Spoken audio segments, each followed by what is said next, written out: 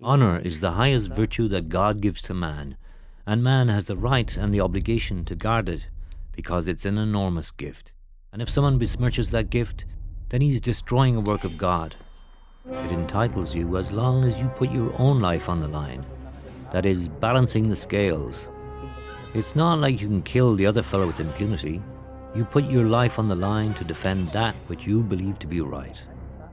That line is crossable, at least from the perspective of that time.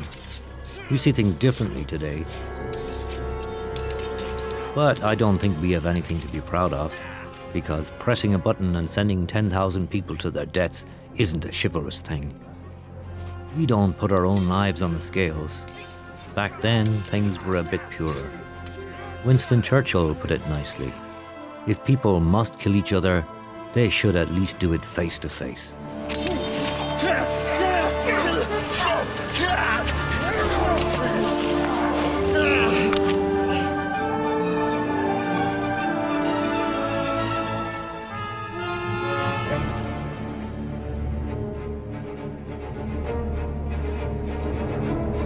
Kingdom Come Deliverance, yes. Kingdom Come Deliverance is an RPG set in medieval Bohemia that we in Warhorse Studios developed, and it is unique in its authenticity. That is, it's set in a real location in Bohemia, features real characters, and recounts slightly enhanced but quite genuine historical events. The game was developed in the Czech Republic. If you are at all familiar with our country, you probably know it's a land of many castles and chateaux, the perfect background for knightly combat, which during the summer months is reenacted in many stately courtyards. The sword fighting you see there, though, is not often historically authentic. It's interesting that many people today know a lot about the Japanese samurai, but few actually know much about European martial arts. And in fact, many are unaware that such a thing existed here at all. They think it's an aspect of Asian culture, even though in fact it was just as well developed here.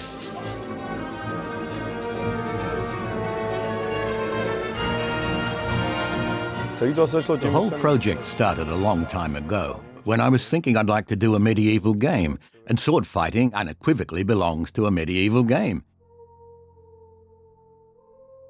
The issue I had with most of the existing games of that kind was that they approached sword fighting without having a clue how it actually worked. They simply saw combat in films, which was obviously done badly, and did something similar in the game. It was basically about waving the sword around in front of you, and you could routinely chop through armor, which is nonsense. And the whole style, with everyone hacking at each other's swords and going into clinches, is total nonsense. It's got nothing to do with real sword fighting, I thought, because I didn't understand it myself either. But I had a feeling that the way it was done in games and films wasn't right. My jsme tady v Hausově mlýně v Táboře. We're here in House of Mlyn in Tabor, South Bohemia, which is where we came to see Petr Nusik right at the start. We knew from the outset that we wanted to have authentic medieval sword fighting in the game, but we didn't actually know what that meant. So we came here to see a whole bunch of sword fighters, spent an afternoon with them.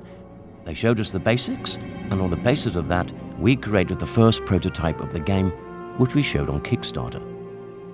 This mill is interesting in that it was here that the first public sword fighting school was opened in the then Czechoslovakia. Right now there's a workshop going on here, run by the Academy of Knights Arts, which is following the heritage of the first sword fighting school here, Magisterium.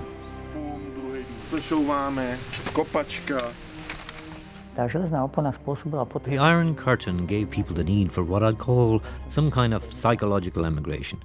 We would go to ruined castles where we created our own world that was different to the one we lived in. The everyday world existed from Monday to Friday, and on Saturday we'd disappear off somewhere with our backpacks, swords and costumes, and experience that excitement, a new identity. I think it's similar to the way people today escape from reality into fantasy.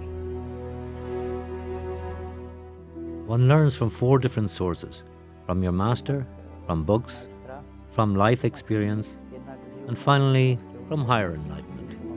Historical fencers today can't imagine what it was like, because now you can find everything on the internet. But we had to track down books, I found one in Bratislava, not just about sword fighting, it was about dance and horse riding too, a very wide spectrum book. When we were lucky enough to be able to cross the border, which the Iron Curtain didn't make easy, I started looking in libraries, and in Bologna and Innsbruck I really found concrete sources from which I tried to glean everything I could. The library of Robert Vaško from the House of Knightly Virtues was a valuable resource for our research. Hele, a co je tady nejrelevantnější třeba? What here is most relevant to Kingdom Come? Všechno z tohohle nějakým způsobem, All of this here, including movement patterns and the like, somehow relates to the game. But probably the most relevant thing is the sword fighting of Master Lichtenauer, which is the whole European German tradition of the longsword. That's most strongly reflected in the game. Also, with regards to terminology, the ox stances and so on, this is an annotated and very good translation, especially of the Derbringer Codex dating from around 1400. And that's ideal, the period of Kingdom Come around the year 1400. rok 1400 dál. These pictures aren't comic strips. Even the best of them just tells us things like, this is what it looks like after you blocked your opponent's strike and struck him with the short edge on the head. They're just brief excerpts, and unfortunately for the most part, they don't have any extra didactics. The masters don't show you the beginning, middle, and end of an action. The images are just random sequences of moves, and figuring out what comes in between is very difficult. That's why there are texts with them. It's like Albrecht Dürer didn't know what to draw one day, so he drew a combat manual. No, the way it worked was this. You wanted to write a book on sword fighting, so you hired a scribe and an illustrator. Dürer is almost perfect. You'd be wasting your time trying to find anatomical errors. But there are also authors whose pictures I look at and say to myself, that's weird, the person is standing in a weird pose. But then I found some everyday etching he'd done, and I see the artist always drew short, crooked legs and knees that stick out in a way that normal people's don't. So then it's possible to get somewhere with it. We dealt with many things by trial and error. It's only by years of research and practical verification that we get to the point that we start understanding roughly how it was. It would be naive to say I know exactly how it was. Nobody can know that. We can only know a part of the truth. Když dneska jsou třeba Today, when you have, say, historical soap makers, soap making has an uninterrupted tradition. It's more complex in the case of sword fighting because there are crossovers. In Spain, for instance, there are families that really have 20 generations of fencers. But overall, in the huge ocean of sword fighting information, the vast majority comes mainly from books and some investigation in that direction. There's no one who can pass it on to us. On the other hand, we have a great advantage in that martial arts are a practical activity. If I were to try and reconstruct a dance, me and my colleagues could talk about it eternally, arguing over whether the hand should be turned to the left or the right, and everyone would have their own opinion. Not so with sword fighting. In real combat, it's not about striking your opponent first, it's about where you strike him and about not getting hit. Not getting hit is important, because it's no victory to kill an adversary and then drop dead 2 seconds later. Lying in the cemetery with "he was first" written on your gravestone is no victory. The present-day reenactor has one great advantage. He lives in a safe world. But it's also a disadvantage, because he can't try and find out if a particular strike really cuts open the body from the left collarbone to the navel or not. Jestliže máme rekonstrukci nějaké If we have a reconstruction of some combat techniques executed by a cavalier in the 19th century, then it was someone who experienced some war in Africa where he actually hacked at some living person with his saber. And whatever his opinion about medieval short sword technique, it's more valid than the, albeit scientifically based opinion of some present-day reenactor. At least in my view. At that time, it was the greatest brains of the period who were sword fighting, and those geniuses thought up techniques that really worked. It's like if someone tells me an angle should be 10 or 15 degrees, I think about it, and maybe it'll make sense to me. But if someone says it to Leonardo da Vinci, who was a genius and considered perspective in a completely different way, and if someone told him some nonsense, he'd realize it immediately. Back then, they didn't write about tactics as an independent chapter, as is the custom today. At that time, the tactical advice was written between the lines. What if you're fighting a left-handed person, or he's taller and you're shorter? Those are concrete examples that some of the old masters summed up in the axiom, fight with the widest spectrum of opponents to try out what works on whom. And that's exactly the experience of the sword fighter. Not everything can be squeezed into lesson. In the end, it's always man against man, will against will. It's combat, and that's the sword fighting that we're reconstructing. When we demonstrate it, of course it's not real combat. It's a reenactment, a performance. But all those things together are historical sword fighting.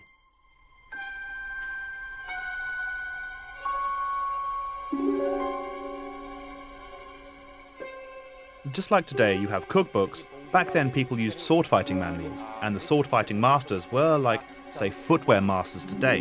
It was something they needed in practical life.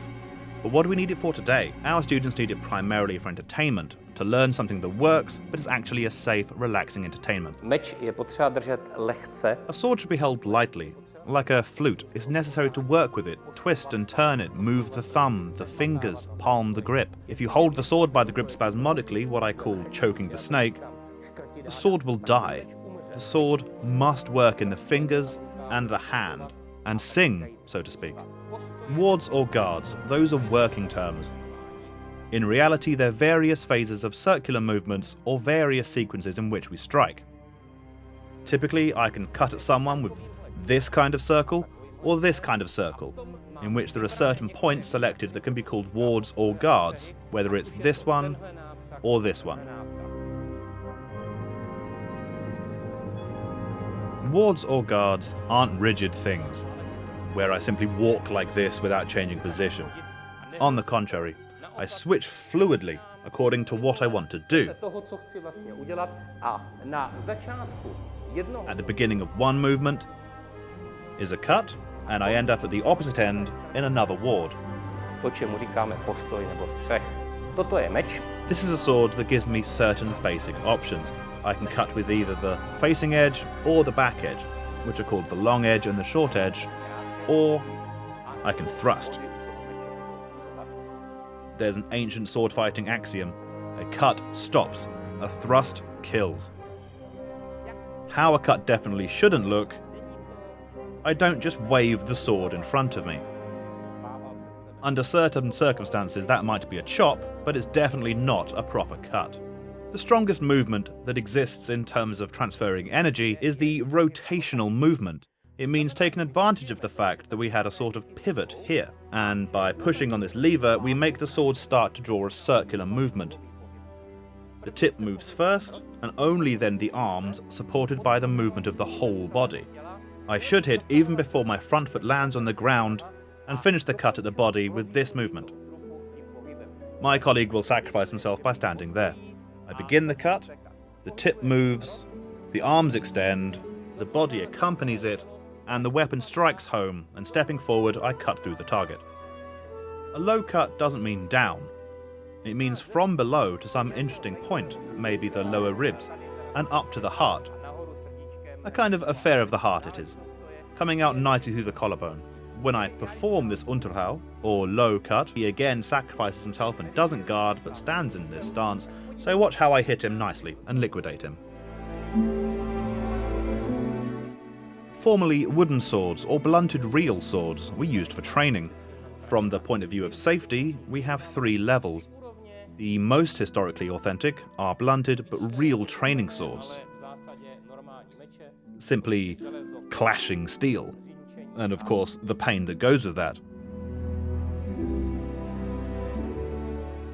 Then, at the basic safety level, we use various forms, whether wood or modern silicone materials. These swords have the same physical properties as steel swords, but due to the fact that with plastic you can achieve a greater arc, and it has a wide edge with the same weight, it's not so easy to injure someone with them, although naturally it hurts and they can even be dangerous. And finally, there's this last level, which we use for leisure swordplay, and these are also the ones we used for shooting mocap for Kingdom Come. These are boffers, made from various malleable, soft materials, but with a rigid core. So to some extent, they still behave like real weapons. This is actually a kind of cross between a weapon and a toy. zbraní a už hračkou. I had the idea we would do it from a first-person perspective, which is more complicated because you can't see the sword fighting so well. Most of the time you don't even see the weapon you're holding in front because it's not in front of you as it is in most games. No one holds a submachine gun up like this either. Mostly you have it down low out of your line of sight. And we were afraid it would be a big problem because the players couldn't see what they were doing. So if we offer them a complicated system of strikes, they wouldn't be able to tell what was what and wouldn't have a good feeling from the combat because they couldn't see their strikes. So we tried mounting cameras on the combatants' heads to see how it looked when they were fighting. And it turned out that it actually looked quite good. Here we are in the motion capture studio, where we actually shot all the combat, which meant we got Bob Vashka, dressed him in a funny costume with little balls, gave him this marked sword, and he executed the techniques. There are cameras here all around that capture him from all sides, which means that we put what he is demonstrating here directly into the game. So the movements that the game characters enact truly are the real movements of the sword fighters as they demonstrate them here. The second problem was how to control it because a first-person shooter is controlled by pressing one button for shooting.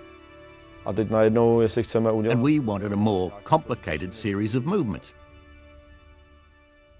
So the issue was what the player would press.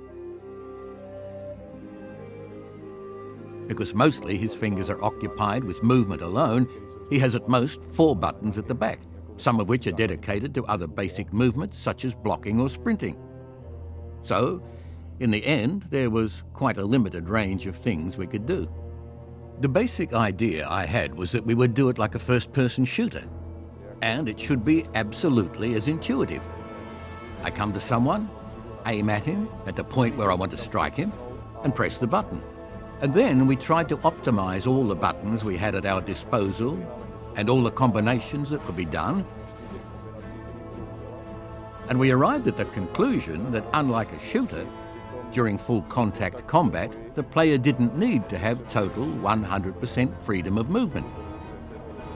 Because once I approach a character and start fighting with him, I don't need to control the camera so much, for instance.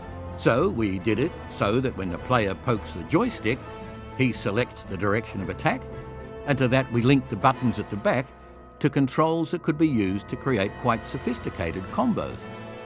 Combo. Combos or chain strikes in a certain sequence. There are several parts of the body that are exposed when you have the sword like that.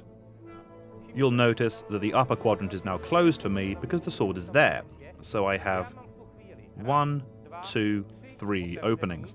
I decide that I will attack them automatically in some way, so that in the 4 steps of this combo, my brain doesn't have to give thought to where to strike, but only how. This makes my work easier because the combo is faster and more effective than 4 separate strikes. To illustrate this, I'll first demonstrate 4 separate cuts to these 4 openings, thinking each time where to cut before striking. It looks like this.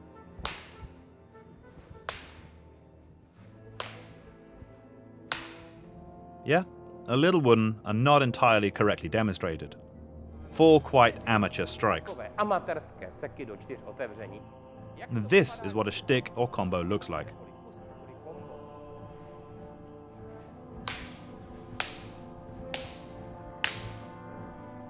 I constantly have a time advantage over my opponent, in terms of the German school called vor, or in front, with regards to who is under pressure, and that's exactly how to fence properly.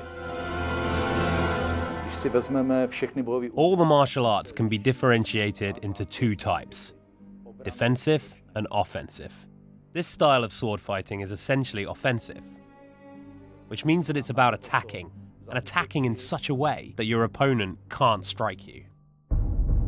If the opponent is standing in front of me like that, then he can attack me from 8 directions. He can thrust at me, cut at me with a short backswing, and I have to react to all that, and it can be a real problem. Jestli zareaguju správně. For that reason, it's better if I wait until he starts to take a backswing to strike me. I fear a strike to the head most, so I deal with it simply. Not when he's already in the backswing and prepared to strike. Instead, I go with him at the moment he starts the backswing. That means I stand, and when he moves, I thrust forward. I've simplified the decision-making process a lot. I wasn't thinking about how I will cut. I was only thinking about when I will move into that backswing, which is a danger that I must eliminate. So, I placed the sword in the path of the fastest, most dangerous strike. This principle is called the setsen. This was set up in such a way that there are 4 basic stances into which you move, and each of these stances had an associated master strike. I can take that person out on the one hand by pressuring him and fluidly following on. That's one level of the combo, those chain strikes. But I can also do one other thing. I can change some of the strikes in terms both of rhythm and space. Let's look, for example, at this particular combo. Hopla, hopla, hopla, hopla. Notice that the last strike in the combo is from the bottom up. What I can do is, when he's anticipating that combo to those 4 openings, I can suddenly let him have one from somewhere else. Takže podívejme se na to. And bam.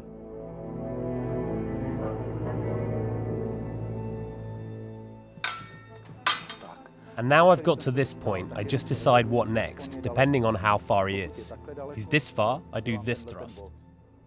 Or I can thrust, block his arms, and easily stab him in this way. Or I can put the sword, like this, to the underarm and stab right through his whole body as is used against plate armor. Sword fighting differs fundamentally depending who you're fighting against.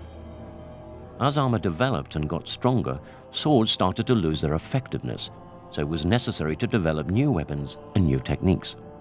The mace is seen as a commander's weapon, but it's a very useful weapon. It's an impacting, blunt force weapon. Je to velmi úderná pádná zbraň, to znamená, že Which means when it strikes hard parts, apart from the fact that these blades are sharp and cut through the material, primarily, it crushes. I can hack at this armor, but it won't do much. I'd have to land a really huge blow for him to feel it. And then there's the risk my sword would break. The way our ancestors dealt with it was to grasp the sword like this, which they call half sword, or short sword, like a short spear, and thrust with it. Or with this mace, I don't have to bother about striking some specific points. I just batter the poor wretch over the head, and before he stops seeing stars and his ears stop ringing, I can beat him to death. That's why maces were so popular for using against armor. I breach it like this, destroying the armor material first. If the opponent is standing in the upper ward, I can attack like this at his side. I can stab through his hand, lead him like this, and then I can work with that. A strike to the arm, a blow to the elbow. We'll show another simple technique. The opponent stands in the upper guard. He thrusts, I block, strike him in the face with the pommel, grab him by the elbow, drag him down, take my dagger, and stab him at my convenience. This is a replica of late medieval armor, around 1480 to 1495. It's a German type of armor, which you can tell from the fact these suits of armors were symmetrical. The left and right sides are identical, especially with regard to the shoulders. Sometimes it's also called sallet armor, after the sallet helmet. An interesting thing about this armor is that it has articulated armpit plates, which started to appear at this time and were very practical.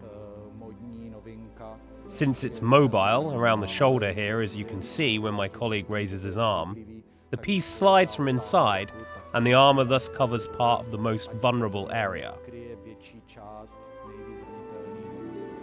The same applies to this small rondel, the Bessigue. If that wasn't there, when you raise your arm, there's a large area that is exposed. The bevor, the pauldrons, which again are articulated to fold well, the couters, sometimes there's plate protection of the forearm, but not always, and finally the gauntlet. This plate has to be just the right length to cover the forearm. If it were longer, when my colleague raises his arm, the plate catches on the couter and it can push his gauntlet off, which is a very unpleasant thing in combat.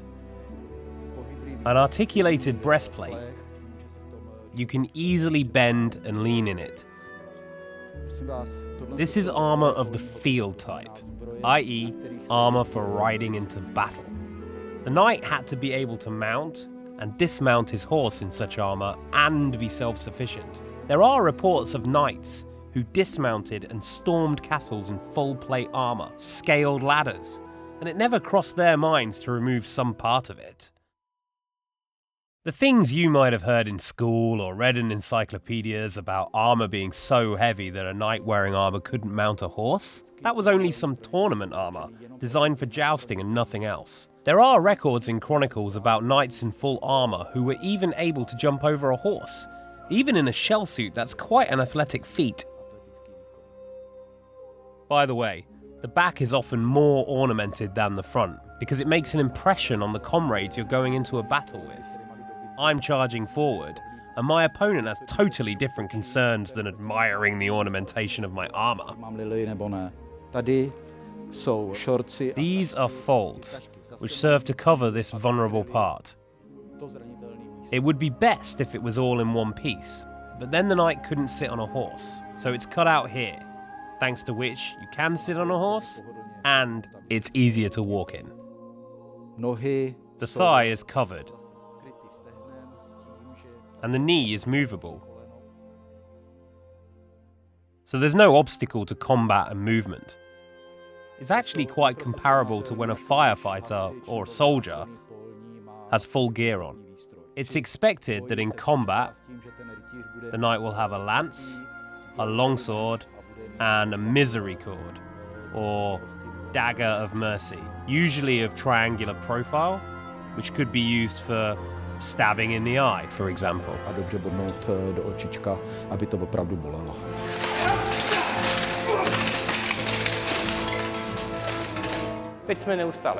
We've been attacking up to now, so let's look at defense. Basically, I can block using a hard parry, or I can block in such a way that I gain an advantage, to the point where I can strike the opponent at the same time. A hard parry against a strike from above. In this case, by means of a strike or deflection. We can also do it by extending into a pulling strike, but here we'll stay with the pushing strike. The same situation, but now a parry against a strike from above with an advantage. Here you see how, together with the backswing, I parried his strike by deflecting with the short side. And the last demonstration, a parry with a simultaneous strike against a strike from above.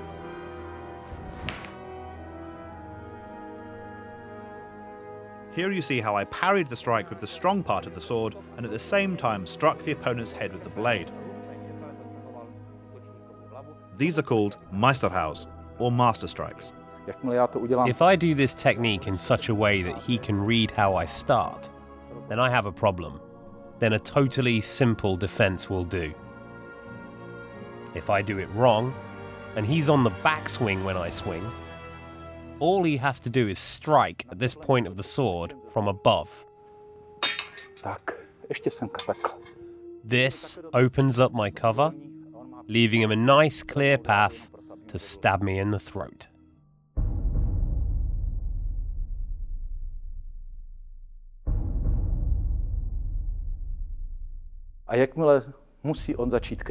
Once he has to start blocking, he's in trouble. We'll show it slowed down. He cuts, I move. Now I'm here. And he has a problem to parry. And if he does parry, I simply continue. Even if he parries this one, I'm here. If he tries to cover here too, then I move here. Now, I can get at his legs, slice at his crotch, or I can lever, push, break his arm, and then I can stomp on him a while and just think about the legal ramifications because that was clearly an excessively forceful defense. Nepřiměřená obrana. Altogether, there are 17 of these principles, or shtika. It's said that if you can master these 17 principles, no one can beat you. It's an absolutely ingenious system. But we still have to talk about the main thing, the Vorschlag, the first strike. So I have the initiative and put the opponent under pressure. If I don't have the initiative, I have a problem, and I have to take the initiative away from my opponent. So if the opponent attacks me first and cuts, I can just go forward, and now I'm at his head. Now he's on the defensive, so he has to cover in some way, and I have his arms. And again, he parries me somehow, and I continue. Bojové umění, čili šer. This martial art, sword fighting, has just two fundamental rules. They're concerned with length and measure. Or in other words, the length of the moment of time and the distance. Pokud jsme na tuhle vzdálenost, If we're at this distance, then I just parry. I'm not going to come at him here, say to hit him with the pommel, because he'll be expecting me. He's not stupid. Here, if I want to stab him, then I'd have to draw the sword back, and he won't give me time for that, so I cut this way. And when we're even closer, meaning we're actually clashing, then at this moment, I won't even attempt a backswing, because as soon as I did so, he'd cut me. Instead, I go to him like this, cut him, and kick his leg from under him. It works beautifully. krásně to funguje. So the fundamental secret of combat, friends, is time and distance, or tempo and measure. There are many terms. To je spousta.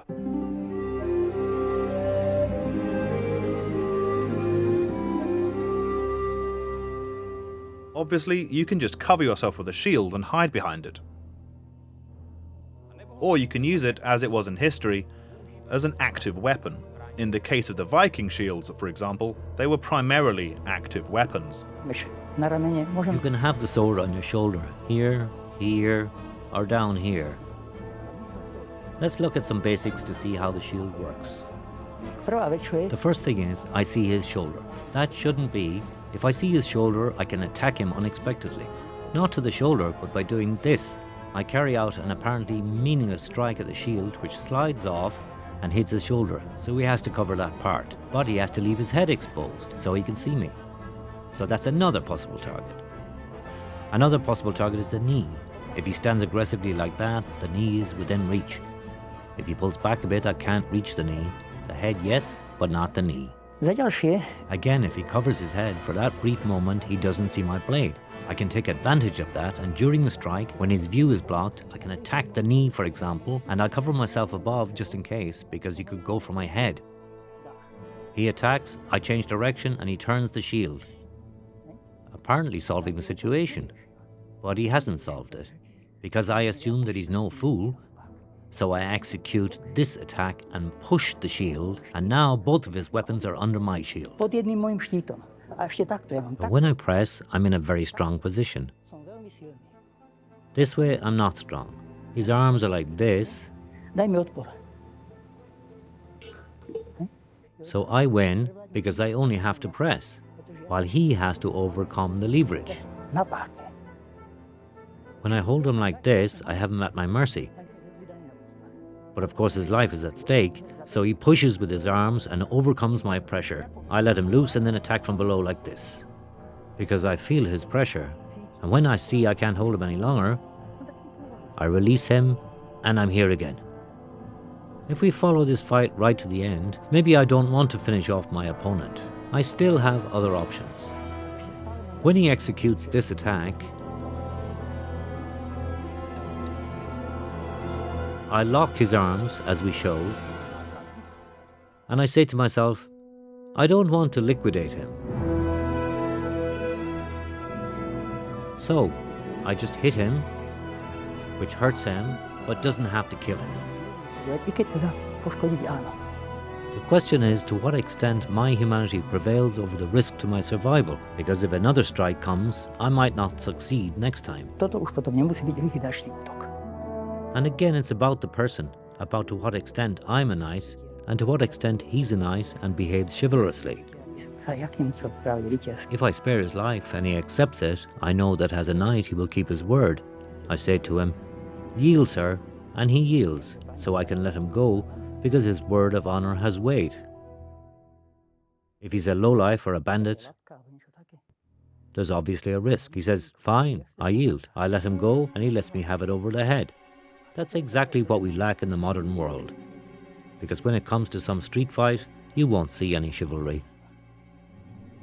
The fact that fencers are mostly working with weapons that are safe and blunt means they often make the mistake of neglecting the real risk of weapons. I don't mean just the immediate risk of being injured, but also the psychological risk, what it means to face a real weapon. Even the technique of executing attacks often suffers from that, because in training combat, you don't need to really cut your opponent, just to hit him. I'll give you a little demonstration. I have here a sharp sword. This so-called weak part of the sword is sharp, honed. The middle part has a squared edge and is dull. With this part of the weapon I can attack, for example, the bridge of the nose and break it. But that's not an injury that will really stop an opponent.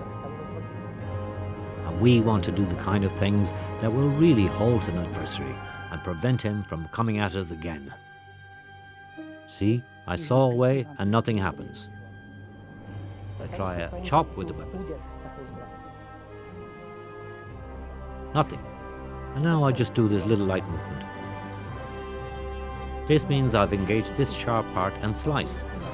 The slice will stop at the first hard substance it meets, maybe bone. But a cut, that will slice even through the bone. You saw how that went even better than the cut, because I actually struck a blow and added to it a little pull. That was the pull cut. If I did a push cut, it would look much the same, only I'd push forward, and again it would result in a combination of a blow and a cut. It's always a matter of psychology, human physiology. It's a matter of geometry, because the lever, that's simply geometry that you have to know. And finally, it's always about the psychological ability not to back down, but to go for it. Fencing has another level than just the martial arts one. I respect martial arts as such, but I'm not the kind of guy who's getting ready for World War III. It's the fantasy that appeals to me. We talk about well-known TV series or films, which I won't name. For the most part, you'll find there are only a minimum of the authentic sword fighting and technologies that our ancestors used for offense and defense. Instead, you see lots of impressive movements and acting performances that create an illusion for the viewer, an illusion of realistic combat. But the question is, who sets that degree of realism, where it begins and ends?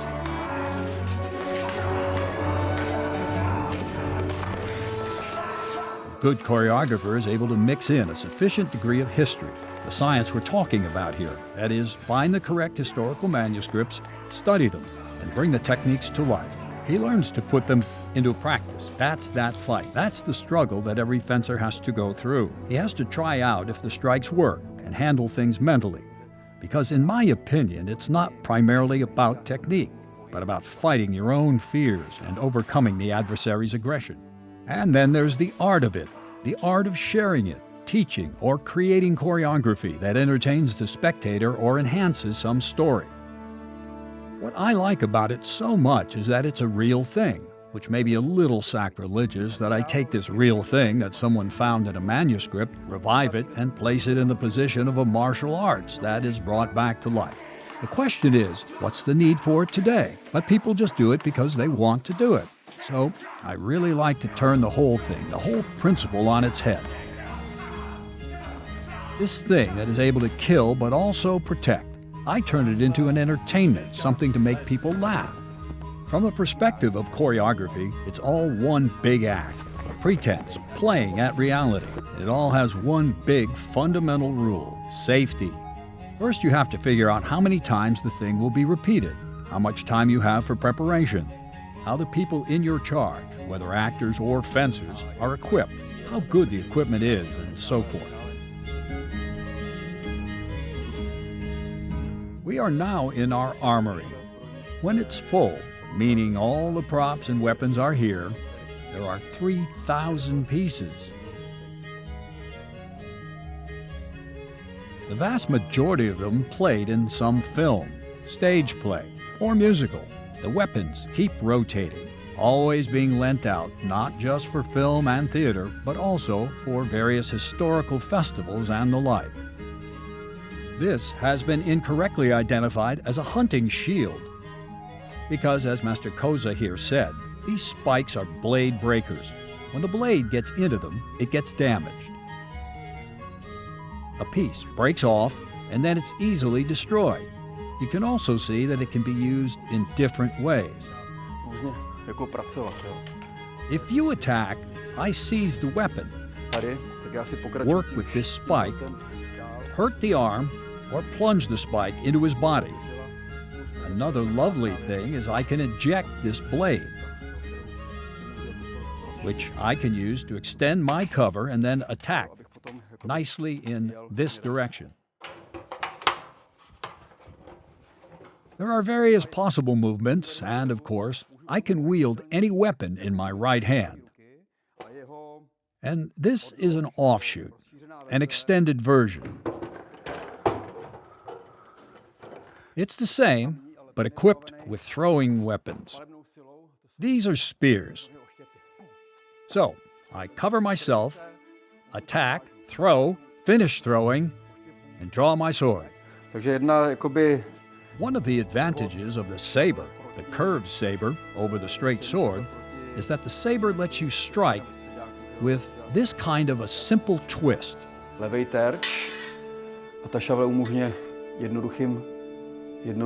Slight movement of the wrist. We'll try the head, carefully. Let's go. I go for the head, and the same again. I strike home with a simple twist. With an axe, I can attack either with a blade or also with a blow from the reverse. But I can also use this blade anytime. Just show me. I can use it as a lever.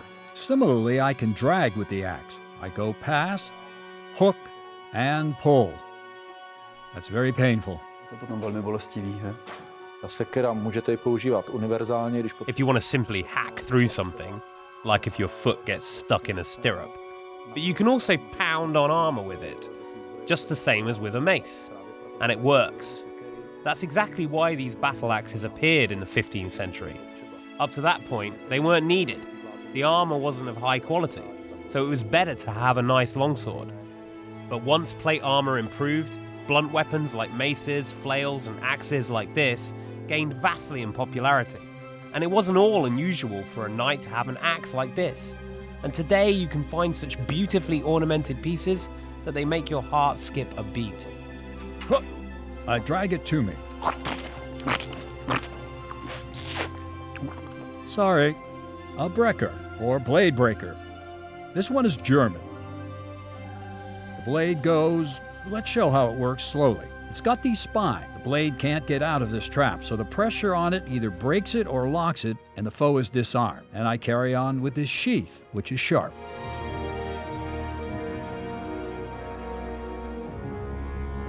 I got quite a clear assignment for Kingdom Come, and I can work with that.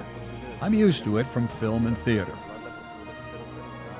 I got a list of actions that were wanted in the choreography, on the basis of which I chose specialists who are capable of putting together the given techniques very safely and in a short time, because the time available for preparation greatly influences how the whole thing looks. I was given a clear script line, meaning who's against who in the combat. How it turned out? Well, you can see from the result. I'm not a gamer. It's actually due to Dan Vavra that I'm entering the gaming industry as a beginner, and I want to learn it because it has enchanted me in its own way. The player feels a bit different than a fencer. Typically, players are not very good at fencing. You can't see as much on the screen as in reality. You don't have the same perceptions. There's not much spatial sense, and that's all very important in real fencing. So we tried to get the sword fighting into it in such a way that firstly, it looked nice. Secondly, with realistic medieval techniques. And thirdly, to give the feeling you're really sword fighting. That doesn't mean that the player himself has to make some sword fighting moves or that the character does exactly what sword fighters do. It's intended that the player should have the feeling from combat that he would have if he were really on the battleground. Měl, kdyby byl na tom skutečném bojišti. Obviously within the limitations that it's still just a game. That's one of the reasons why it's in the first person. You should feel threatened that the sword is really attacking you, really hacking at your face, and you have to keep defending yourself with your sword. Move around the battleground a lot and do the natural things that a fencer does. And I think that's the primary benefit of the fact that real fencers were involved in the development of the game. They really gave us a look into how it appears, how one feels, to resolve the conflict on the battleground. And that's exactly what we were trying to pass on to the player.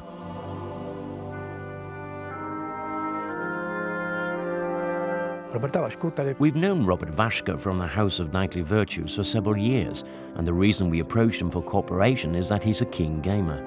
Not only does he teach fencing, he's been fencing for a long time and understands it, but he also plays games. It was with his help that we thought of how to put sword fighting as it is into the game, so that it would simultaneously function and also resemble real sword fighting. In a game, the interaction between the screen, the keyboard, and the player is only subject to visual channels, and it lacks any reading of micro movements. So we had to deliberately do this kind of thing where, in order for my colleague to be able to block, I have to make a fencing error from the starting position, an exaggerated backswing. Computer technology doesn't allow complete freedom of movement. We have certain predefined things, and we have to lock onto an opponent and switch between them. In reality, if two foes attack me at once, with absolute freedom of movement, it could look like this. Absolute freedom. And how it looks in the game, I have two opponents and maybe I've dealt with one and switched the lock to the other. This is again one of the possible conflicts and shifts in reality playability. The things you see in Kingdom Come aren't sword fighting from Bohemia in 1403. It's a compilation of everything we think could be used in combat somewhere in Central Europe across the social classes. If the assignment was, do a French or Bohemian knight with such and such a background and such a history as he would more or less fight, then we would look into what years he may have studied and where, maybe in Germany, and what master was nearby. And we could fit that master into it, but due to the game's storyline, this place in central Bohemia has interlinking fates of a lot of people from all over. There are people there who could have gotten training in the German school, the Italian school. There are Cumans there too. So from that perspective, we had to take a rough estimate of plus minus 50, or in some case 100 years, a massive territory, and all the possible masters, and create from that a compilation, which is realistic, authentic, and in terms of fencing and combat entirely functional. But it can't be said that the sword fighting in Kingdom Come Deliverance is according to Talhofer or Lichtenauer or someone else. It's simply the most realistic, functional representation of European martial arts around that period that could have appeared in the story. To implement the individual elements, you have to know all the main historical sword fighting schools from the 14th to the 16th century. The primary lines we can follow are the German, the Italian, the Spanish and the French schools. Each of these schools has something that the others don't. The main thing is that each school has its own doctrine, which is always perfect. You have to ask which school affected which, and which evolved from which. Take the German school. It's based primarily on offense, i.e. being active, asserting your position. And if it's not possible to assert your position, to handle the adversary's tactic in such a way as to regain the initiative. The earliest book we have dates from around 1389 and contains explanations and commentary on the teachings of Master Lichtenauer. And this style of sword fighting was still used in the mid-17th century. In 1570, Joachim Meyer's style, even though he claims it's different, still refers back to Lichtenauer.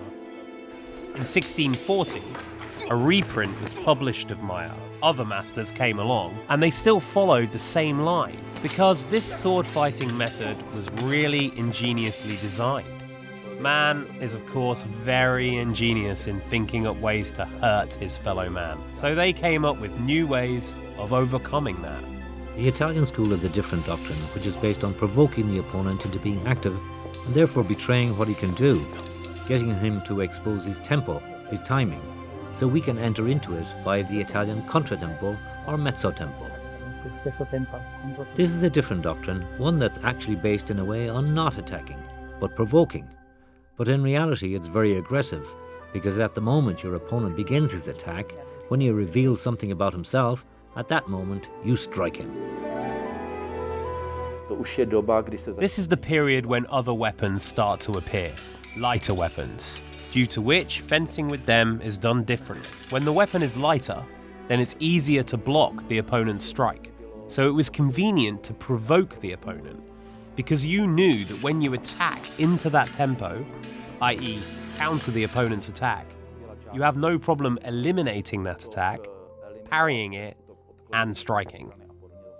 The Spanish school again is different. It's not concerned so much with those things, but is more based on ganancias, gains or advantages.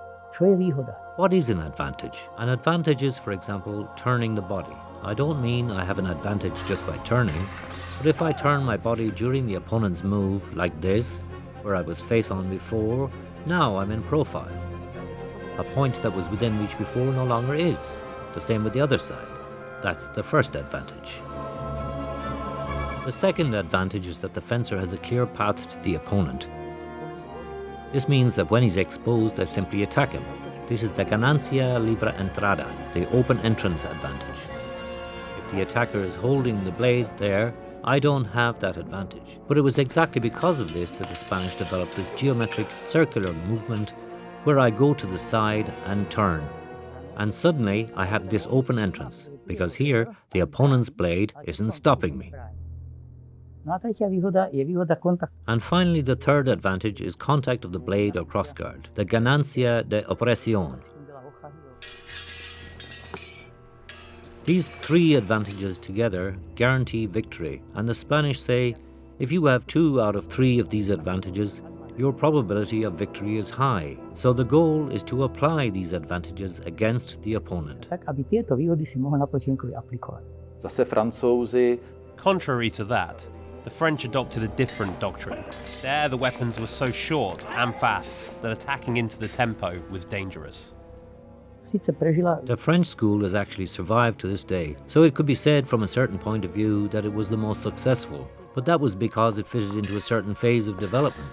It's based on how the speed of movement of the arms and feet is different, how during one movement of the body and feet, it's possible to make several arm movements. This means that the whole system is set up in such a way that neither the first, nor second, nor often even the third strike is the final one. Imagine it like this. You attack, strike the opponent, stab him, maybe in the chest. You may pierce his lung, and you have the point or the whole blade in his body, so you can't do anything with it. Your opponent isn't going to say, "Aha, you hit me first, so I suppose I'll die." No, he says, "You hit me, you bastard, and now I'll pay you back." And he starts thrusting at you so as not to be the only one to die if possible. So for the old masters, it wasn't just about striking, but about striking without being struck immediately after. They don't have a clear doctrine where you're only the defender or only the attacker. It's a system where you keep adding more and more strikes, thereby reducing the opponent's ability to adapt. And by a combination of steps and thrusts, you achieve the desired result. The old masters used to say, a long sword teaches you sword fighting, a short sword teaches you speed and reflexes, and wrestling teaches you to have a firm body. A specific feature of this style of the German school of wrestling is that the masters of the time didn't give preference to hand strikes, although they knew them, or to kicks. That's because they knew the risks that when you attack with a fist, you can injure your hand. And if you kick and don't accurately estimate the distance, you can lose stability and end up on the ground.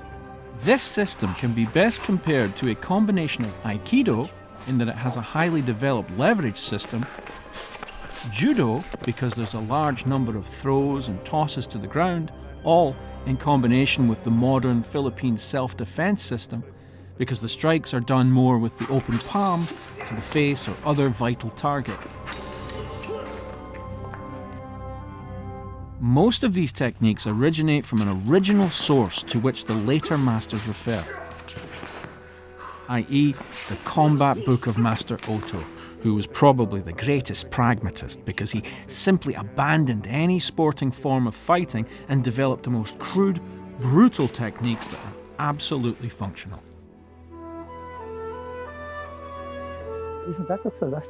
If I wanted to stop this, you see where I meet him.